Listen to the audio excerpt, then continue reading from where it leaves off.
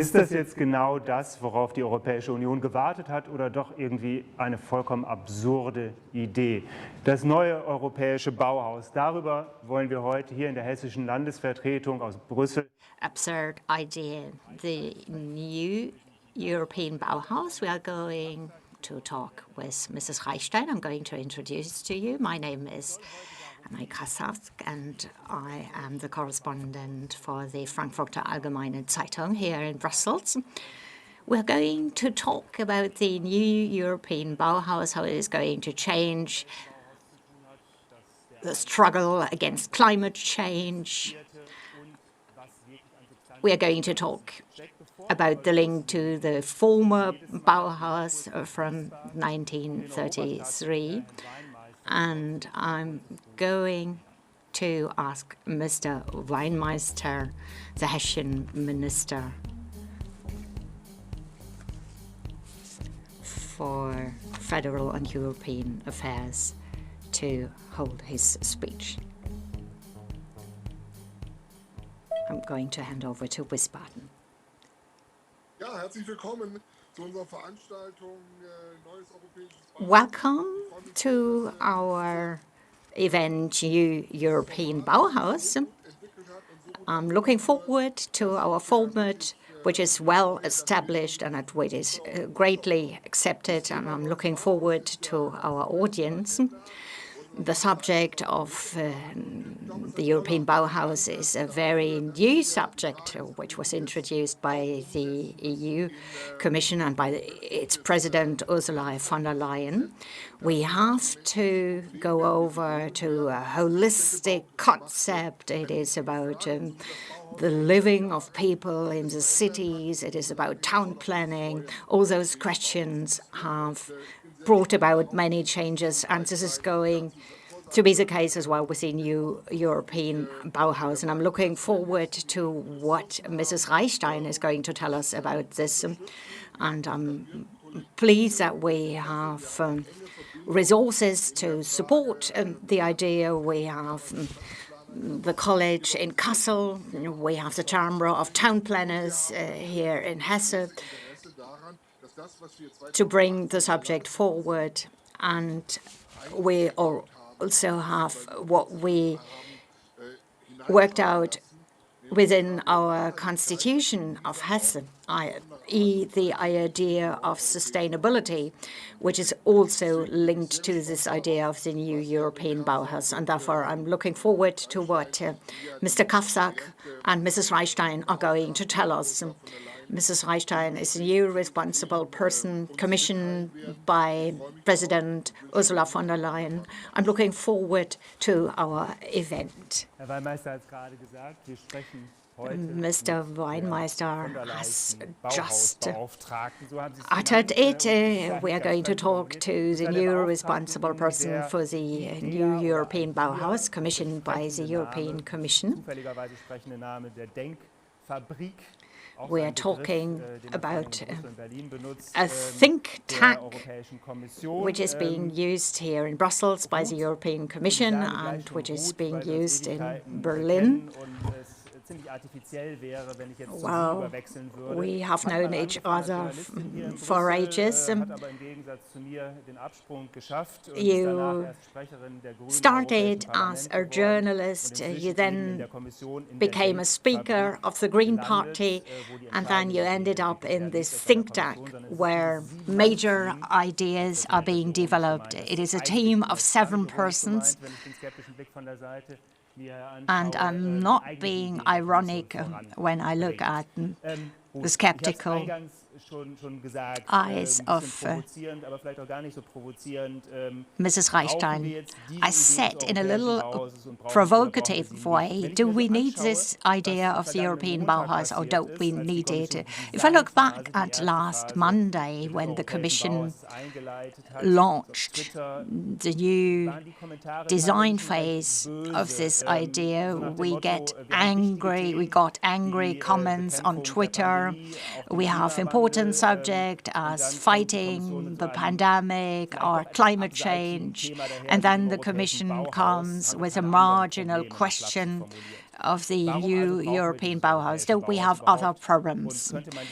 So why would we need the European Bauhaus, and shouldn't we use our resources in another way?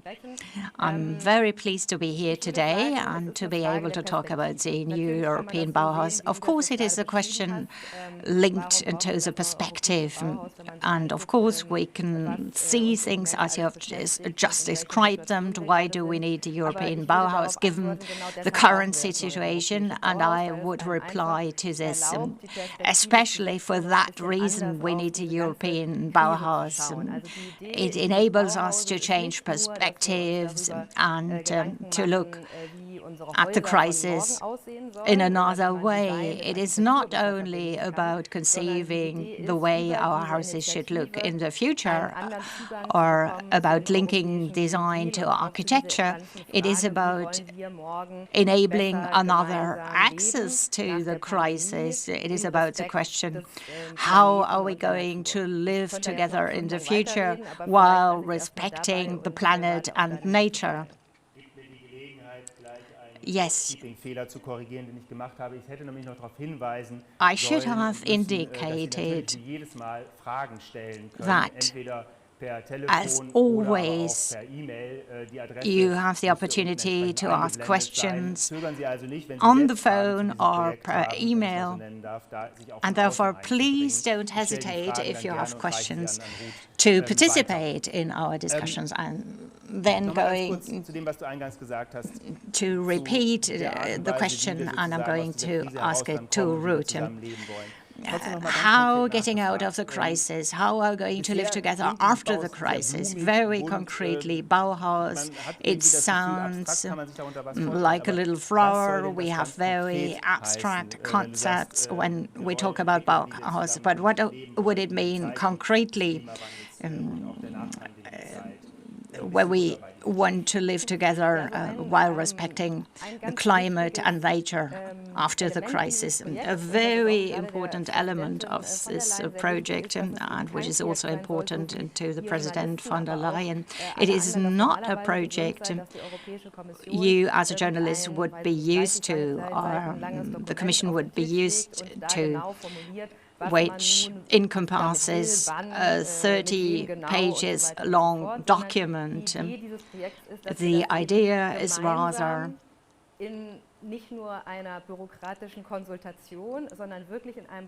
to take up a joint consultation. It is about developing creative processes in which everybody can participate, and that is also the difficulty. And of course, you are impatient as a journalist, and therefore it is difficult to say how it is going to look like exactly as we want to develop the concept together.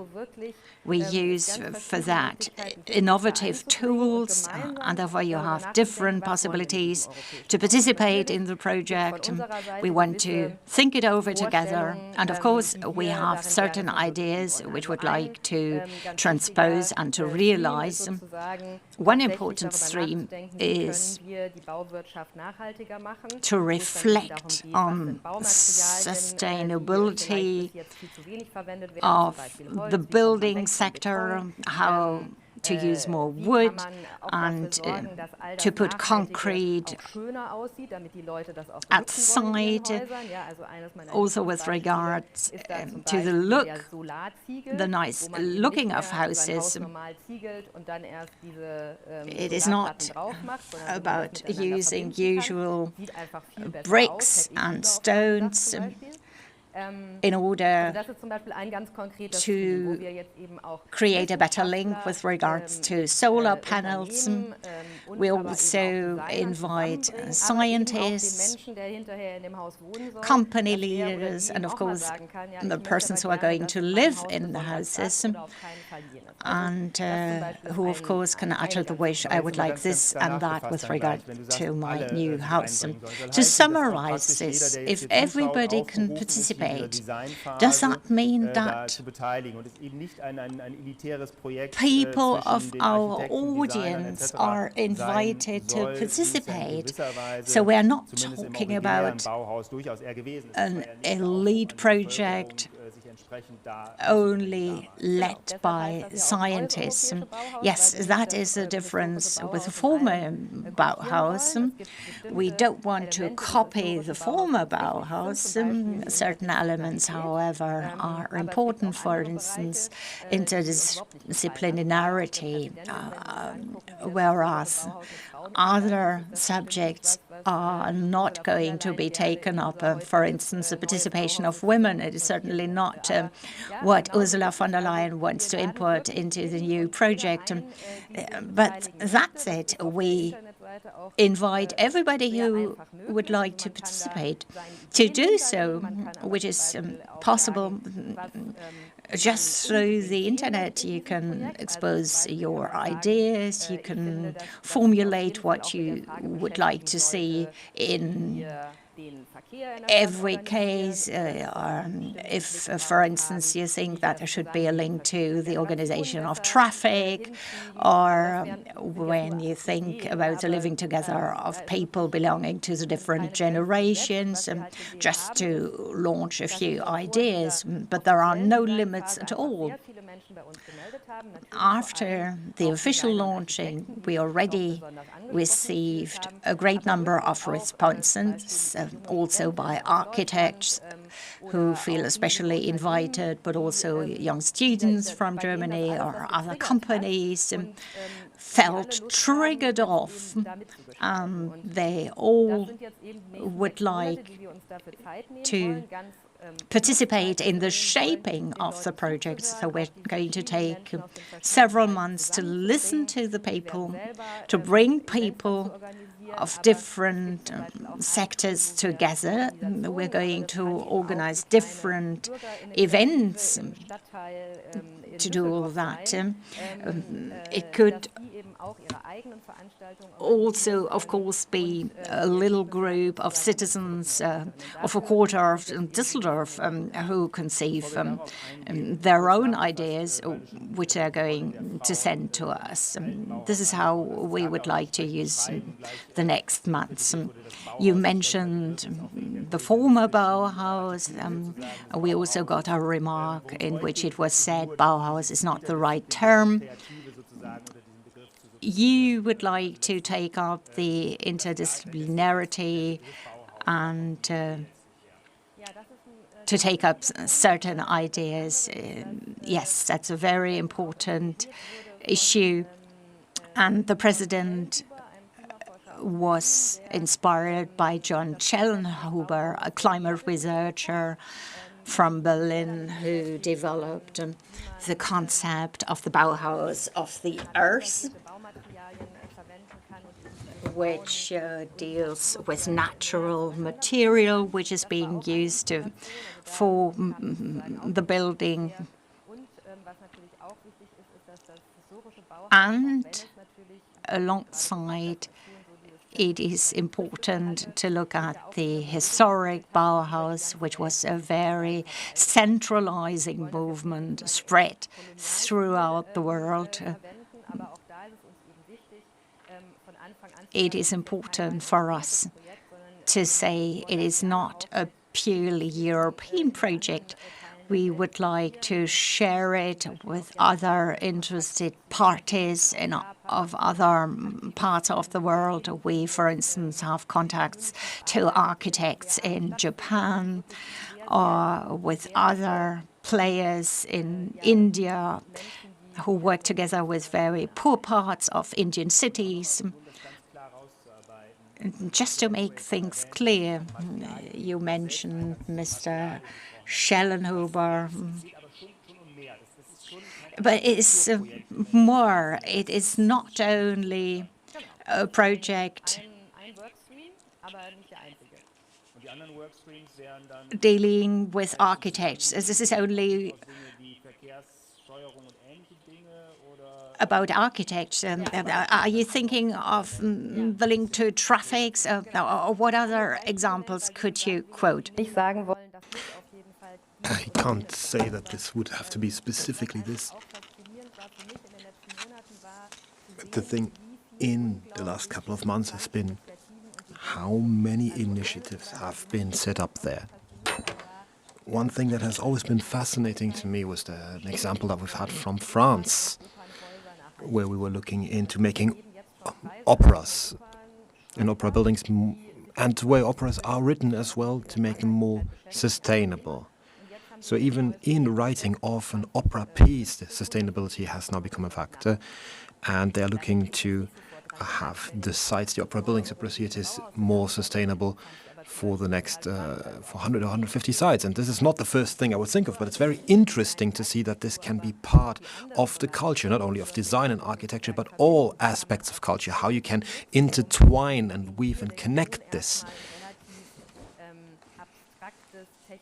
to have this very abstract, technological, economical project, but to bring it closer to the people, to give people an emotional connection, to make this project more tangible, which is why one of the core streams is the materials that are being used, but also this emotional core aspect, which is why the opera is there amongst others, is that it's not only something you do with your mind, I have to do this because I know we can't go on like this. No, you also, because climate change is a thing that exists, but also that it should also touch your heart in the way that there is something beautiful that comes out of it, something tangible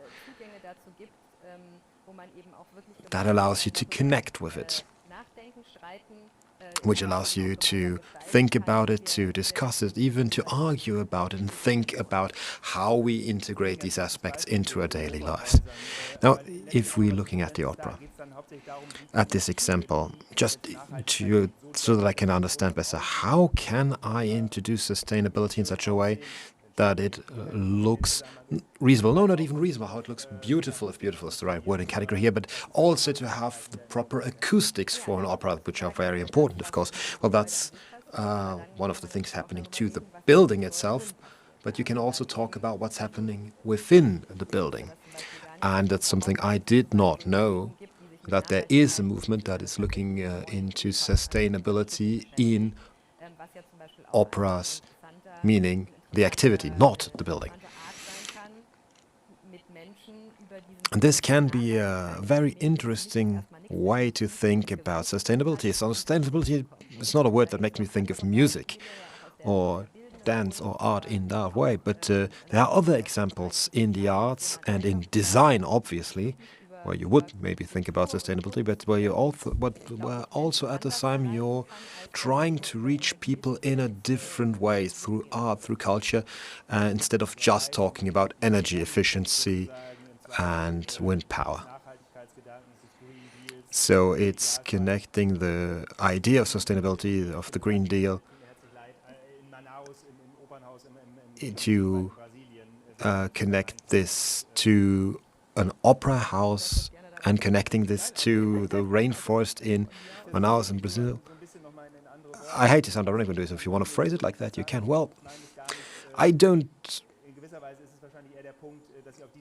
intend to be mean. It's just I would never have thought of that. Now, before we talk a little bit more about design phase, I have a question that was sent in by Kurt Gesset, and I think it's very fitting to what we've been discussing to this first part of our discussion. How many people in the European Commission didn't even know what Bauhaus was or is? How much did you have to explain at that level to just get people to the level of knowledge that they need to have about Bauhaus? I don't know how many people knew about historic Bauhaus. I have no way of knowing or judging it, and we are aware that this term isn't immediately obvious for everyone in the Commission or in the European Union. Many people in Germany will think about a place selling building materials rather than an art style or the movement. But in the Commission, this term generated a little bit of curiosity, and that already has a value in itself. People didn't go, oh, what's this? Or I have no idea what this is. It's really in In a digital sense, no, it was, I have no idea what this is. What is it? I want to find out. Curiosity was awakened, and we've invited people in a targeted way. There's a lot of activity going on with people trying to put in their input to this design phase. And a lot of curiosity has been awakened, as I've said. And we have, of course, had to explain what we want with the new Bauhaus project, because it's a completely new approach. But it is very important to know that within the Commission, this is a project that is not anchored in one of the Directorate Generals. That would be connected, for example, to renovations. Would it be part of DG Energy? No, the core team is situated in the Joint Research Center.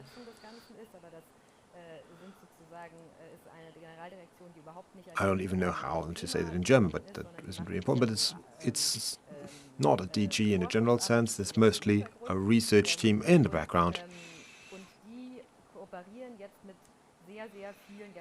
And they are working together with many different Directorate Generals, so DG Energy, DG Grow, and any DG concerned by the Green Deal, so DG Climate as well, and culture, education, regional policy. And that is very new for the European Commission. That's not something that is not only transsectoral outside of the Commission, but also within the Commission, where it really goes from one DG to the other, and they're all working together in trying to implement this. We have a question by Yvette Gaffingen that's very fitting in order to elaborate here. In the European Parliament, there is currently an initiative under the name of Decent and Affordable Housing. Can this be connected? Will this go together? And the answer, if I understood you correctly, is this can work together, but it is part of the whole thing. It's not the same thing, but there is a connection. We have this triangle of sustainability, aesthetics, because sustainability can be aesthetically pleasing, and the third corner of the triangle is affordability, so that you are actually able to afford it, to pay for it. And that's the third corner of this triangle. So we are, of course, vigilant about that. We don't want to reinvent the wheel in the Bauhaus project. We are looking at what other initiatives exist on a European political level, for instance, and we're trying to create synergies here, which of course means we pay attention to all projects of this type. And as a part of the Bauhaus project, we're also we're not only trying to build beautiful, sustainable buildings, but also affordable buildings. And that it was an idea that has always been present in the historical version of Bauhaus. If we're looking at the aesthetics, we've seen it at the very beginning. There were all these buildings with the trees, the houses with the trees, and some said if you plant a tree on every house, if that is progress, I don't want that type of progress. Many people were refuses, and that's already happening. But what you need is a new way of thinking about urban planning, urban development. You cannot just have conventional urban development with just a little bit of green sprinkled on top. If you look at what's happening in Düsseldorf, this is just a concrete building with some green on it. It's not really a new way of thinking. Is this some kind of criticism that you hear, that you are elected, that you a tree on every balcony? You mean no, but a new way of approaching things. So yes, in a way, certainly. Of course, you need a visual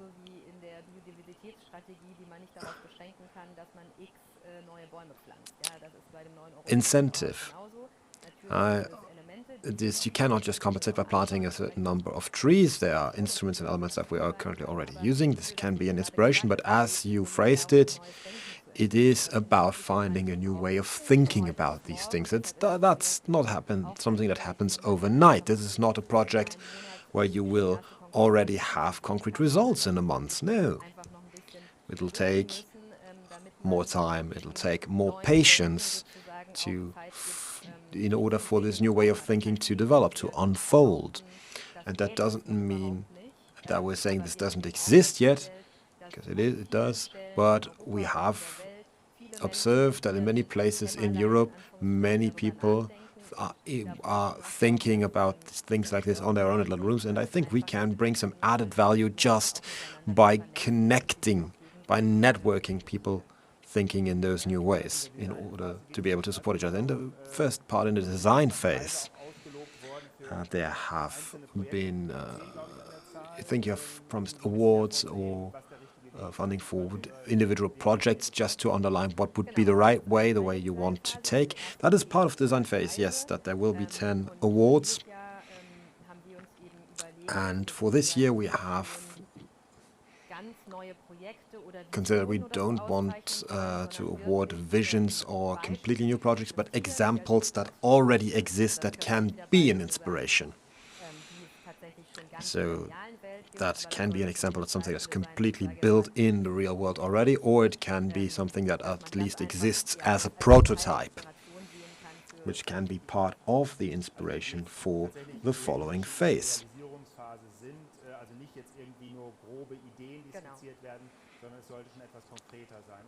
It should be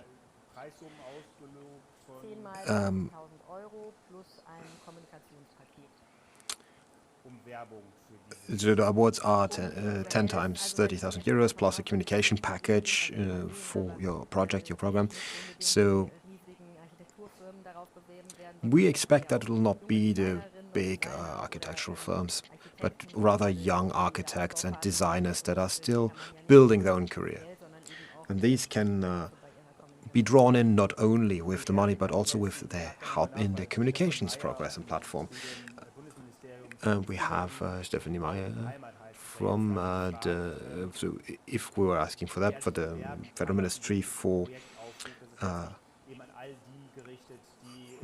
well, the construction sector and homeland and all of that. And that would not only be design sector, so anyone in that area would be able to access those awards. Yes, there are no limits on that. There was another question. To what extent are the member states involved in this?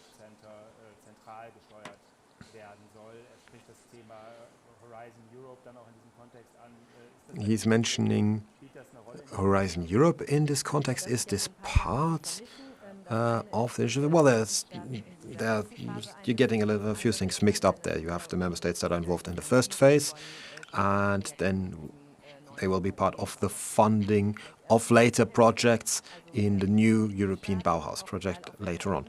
But in the first part, all of the member states, of course, are invited to participate in the design phase. What we're doing here right now is part of the design phase in a way.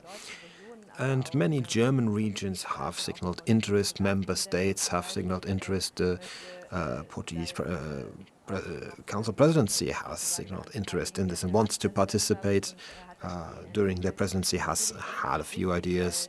And this is all very important to us because when we enter the second phase, and we're talking about pilot projects, these will happen in the member states, which is why involving the member states is important on a national level, on a regional and local level. So just cities and municipalities as well should be involved. And if you think about Bauhaus, the first thing you probably think about is the city. But we're not only interested in the cities, but also what does this mean for more rural areas. So let's move on from the first phase to the second phase. Yes, I've only answered the first half of that question. But I think you can answer this as part of this next question. After this first 6 months, 10 projects will be identified, have been awarded. Hopefully more concrete ideas will have come out of this. Where do you want to go with this? What happens in phase 2? Well, the more concrete things happening will be that we have calls for the first 5 pilot projects that will start in different EU member states. I would ask you for a little more patience because this has not been decided how this is exactly going to happen. This is also part of the work being done in the design phase. But it is very important to us that both dimensions of Bauhaus will be taken into account so that you will have a real place. It doesn't have to be a building, it could be a ship.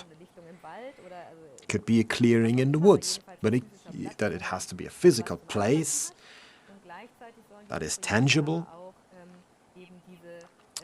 on the one hand, and on the other hand you need this dimension that it should develop the new Bauhaus movement, a new way of thinking.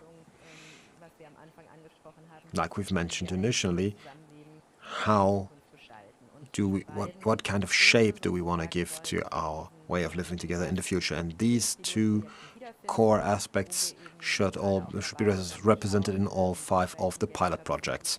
We're also looking at what kind of funds can they be funded from. Horizon is one fund we're looking at, but there are other means that would be possible. This is a work that is being prepared in parallel to the design phase. I have like 1 or 2 more questions that I'm going to go into, because you mentioned a clearing in the woods here, and I have a question from Martin Hein, a Bishop Emeritus.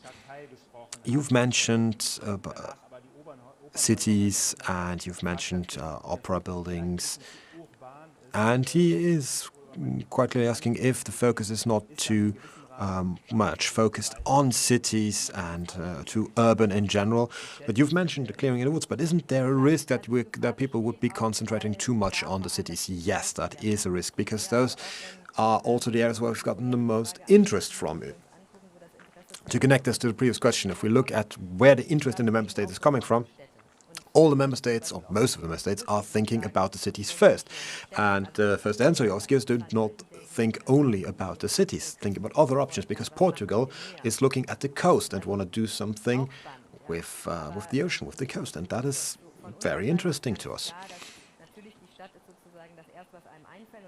The first thing you think about is the city, and it may be the easiest project to implement for the first projects, but we want to really have a broad base for this, and especially in rural areas that tend to be a little disconnected in many others. If we can get projects there, that would be very, very welcome.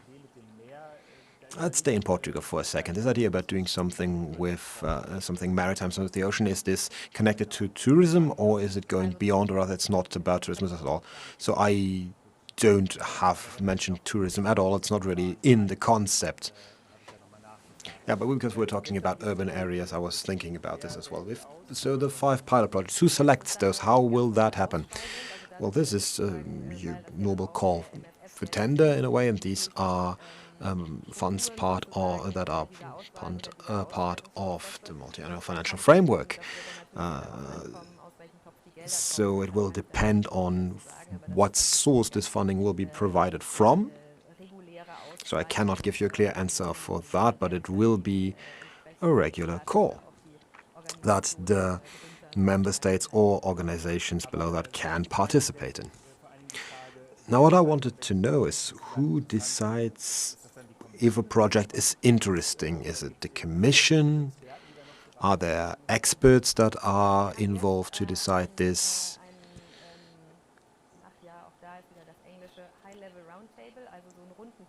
We have a high-level roundtable that we are setting up for the present, where we will see experts from the different areas that we judge important, so architecture and design, but also young people from digital fields, people more in the social domain of things, that are all supposed to accompany this first phase, but they are not involved in choosing the pilot projects. That will, as usual, be done within the Commission, depending on which program this will actually end up in.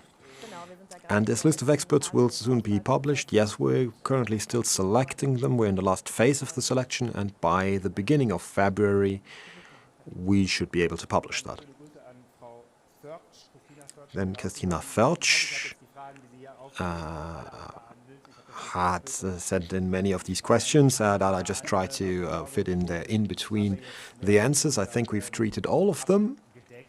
And yes, just as much as we've answered the question of the financing of the 5 pilot projects, because it's apparently simply not clear yet where the money will come from.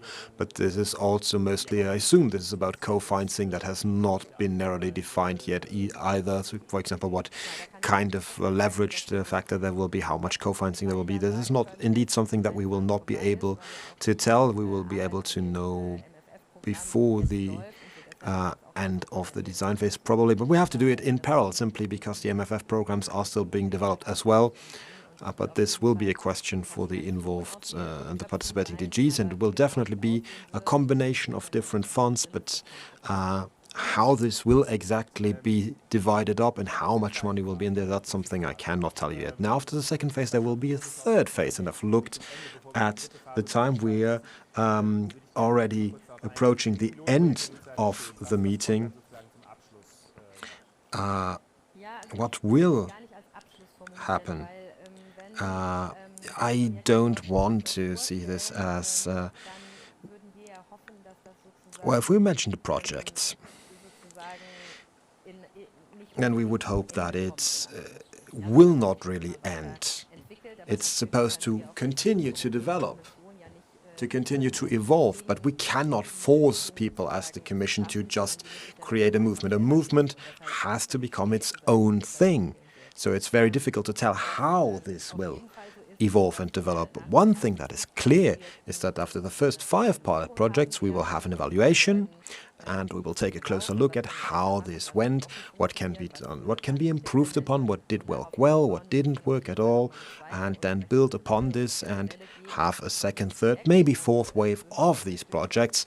And of course, what we're hoping for, what we're wishing for, is that we get as many European Bauhaus buildings, not necessarily buildings though, Bauhaus projects until the end of the mandate in just all over the European Union. And even going beyond that, it's not only the physical aspects, but this new school, this new way of thinking around these new ideas present within the new European Bauhaus that hopefully will have continued to evolve. And another interesting aspect I wanted to touch upon that has changed here is that part of the third phase for us is that it should go beyond European borders. That is an idea that we've had some feedback about from the European Parliament, from organizations, that this is something that we should include from the very beginning. So this that we shouldn't say that phase 1, phase 2 is internal and we open it up afterwards. So after the feedback we've gotten is that the global aspect should be included from the get-go through all 3 phases. I have 3 or 4 questions here, and I'm not going to create a transition between the different questions.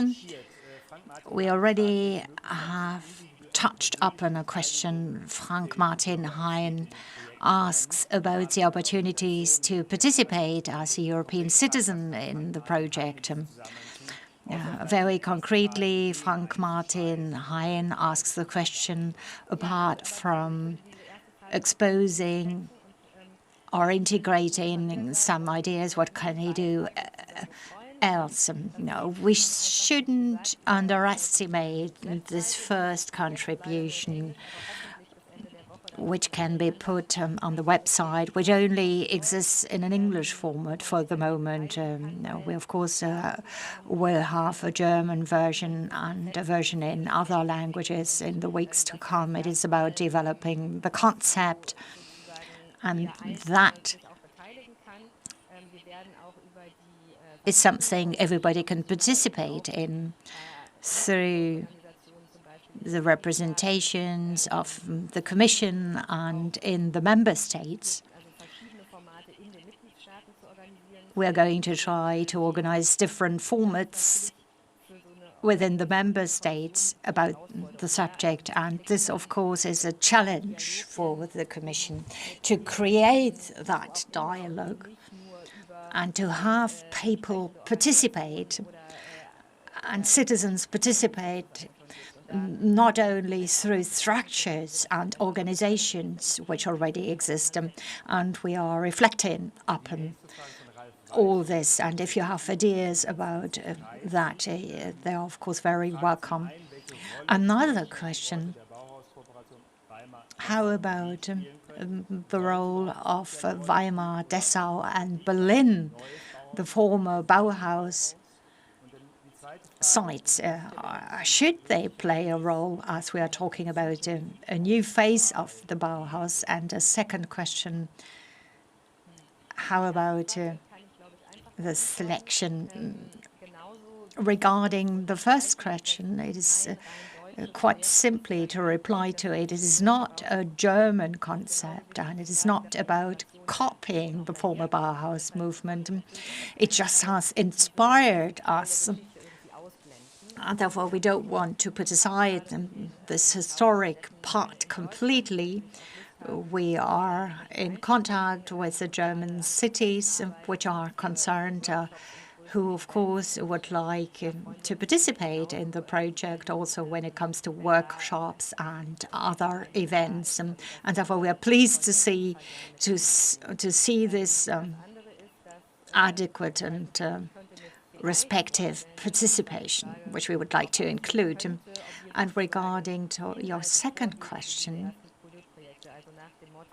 is it about putting forward contents concerning the pilot phase, that one project would have to deal with the question of mobility or with the question of living with several generations? This is not going to be the case. Concerning the tendering concretely, I can't tell you exactly yet, but we would like to cover the 5 subjects. I think that the question went into that direction, and I hope that we have answered the question. Michael Port from the Hessian Finance Ministry is asking, how about schools, universities, and the younger generation who would like to participate, which is particularly concerned? And yes, that is what we also thought about. In a first stage, we invite experts around the table, and we also, in a very targeted way, addressed ourselves to young people, and we try to make sure that there isn't a big age difference. And of course, we are contacting colleges and universities. Even American universities showed their interest before starting the design phase. 2 architects who lecture at a London university conducted already a project with their students and asked the question how they would imagine a new European Bauhaus project. So there are different possibilities here, and we are also always open to new ideas. While I was jogging in the forest, I said to myself, it would be nice to involve primary schools and many European schools, that children, for instance, would draw on a piece of paper what they could imagine, as the creativity of children is very often much bigger than ours. How we can achieve all this is something we're dealing with, and how to involve very concretely the younger generation. So all this is being tackled with. And eventually, a very practical question. Tristan Sophus, General Secretary from the General Secretary of the European Gypsy Organization, which I didn't know yet, I must admit. How is the Commission is going to coordinate this initiative? Whom should he address to if he would like to participate? This, of course, is eventually a very important question.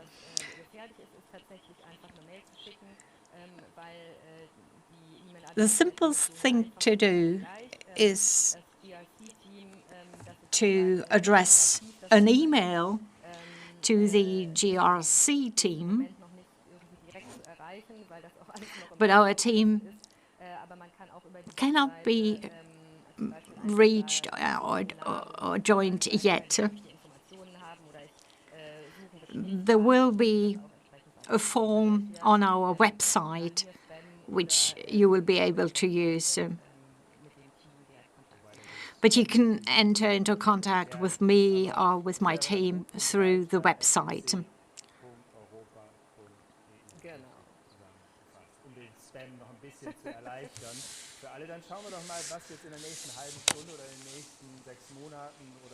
So you would have to address an email to Roche. Thank you very much indeed for this conversation. It is not only an absurd idea, it is going to take us further. We are going to deal with the Green Deal, with climate neutrality 2050, and opera houses, therefore, are also going to play an important role, certainly. We have another event which is going to take place, the commercial agreement between the UK and the European Union, plus, I should say, in the meantime. Thank you very much indeed.